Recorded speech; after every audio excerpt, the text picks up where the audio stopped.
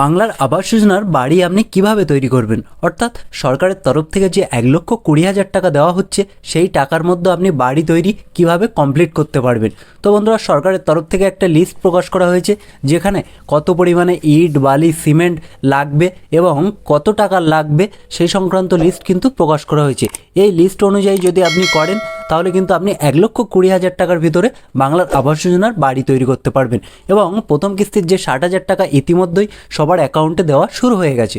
তো বন্ধুরা, যারা এখনও পর্যন্ত পাননি অথচ ফোনে তারা মেসেজ পেয়েছেন, তারা 1-2 দিনের ভিতরে পেয়ে যাবেন এবং যারা 1-2 দিনের ভিতরে পাবে না তারা কিন্তু এলাকার পঞ্চায়েত অফিসে যোগাযোগ করবেন এবং স্ক্রিনে দেওয়া এই দিদিকে বলো নাম্বারে কিন্তু কল করে একবার যোগাযোগ করে নেবে যে কী কারণে পাচ্ছেন না। তারা সেখান থেকে কিন্তু আপনাকে সমস্ত তথ্য জানিয়ে দেবে। তো বন্ধুরা, আজকে আমরা এই ভিডিওতে জানবো যে সরকারের তরফ থেকে যে লিস্টটি প্রকাশ করেছে সেখানে কত পরিমাণে ইট, বালি, সিমেন্ট লাগবে বা কত টাকার পরিমাণে লাগবে সেই সংক্রান্ত তথ্য কিন্তু আজকের ভিডিওতে জানিয়ে দেবো।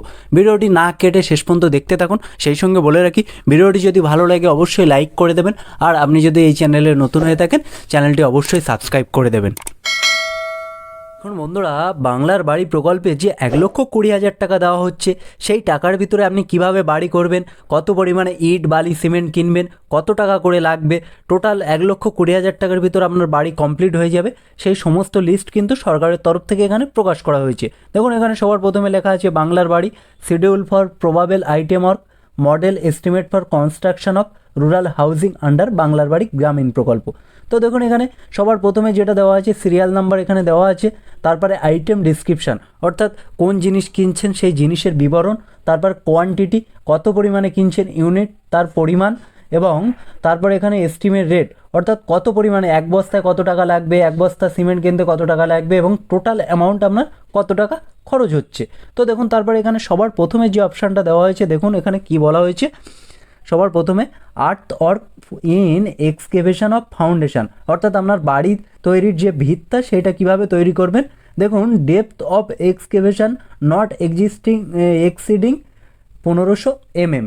তাহলে বন্ধুরা, আপনাদের যে বাড়ি খুঁড়বেন, যে খুঁড়ে আপনারা যখন ভিতটা তৈরি করতে চাইবেন সেটা কিন্তু 1500 mm এর বেশি হবে না। তো দেখুন, এখানে কোয়ান্টিটি কতটা বলেছে 441.35 এবং সিএফটি এই ইউনিটে এত পরিমাণে করতে হবে। এস্টিমেট রেট আপনার পার সিএফটি পড়ছে 3.38 টাকা এবং টোটাল পড়বে কত টাকা, টোটাল পড়বে 1,491.76 টাকা।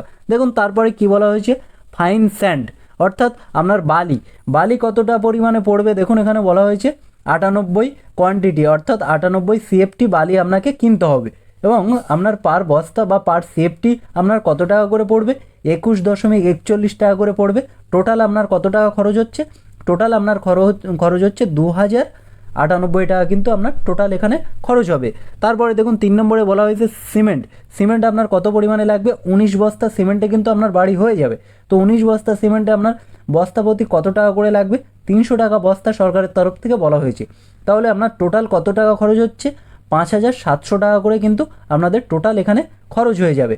তারপরে দেখুন এখানে কি বলা হয়েছে পলিথিন শিট অর্থাৎ আপনাদের প্লাস্টিক লাগবে, সেই প্লাস্টিকটা কতটা লাগবে 166 স্কোয়ার ফিট প্লাস্টিক লাগবে এবং প্লাস্টিকের আপনার পার স্কোয়ার ফিট কত টাকা করে খরচ হবে 2 টাকা 23 পয়সা করে খরচ হবে এবং টোটাল কত টাকা খরচ হচ্ছে 370 টাকা কিন্তু টোটাল আপনাদের খরচ হয়ে যাবে।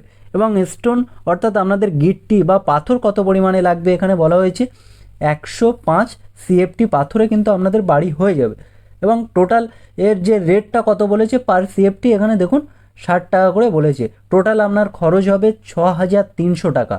তারপরে দেখুন reinforcement for reinforce concern work for steel অর্থাৎ আপনার যে রডটা সেটা কত পরিমাণে লাগবে। দেখুন 0.40 কুইন্টালে রডে কিন্তু আপনার বাড়ি হয়ে যাবে এবং সেখানে কি বলা হয়েছে সেখানে কিন্তু 5,400 টাকা যদি ধরা হয় তাহলে টোটাল আপনার 2,160 টাকার রড কিনলে বা যে 2,160 টাকার রড কিনলে কিন্তু আপনাদের বাড়ি কমপ্লিট হয়ে যাবে।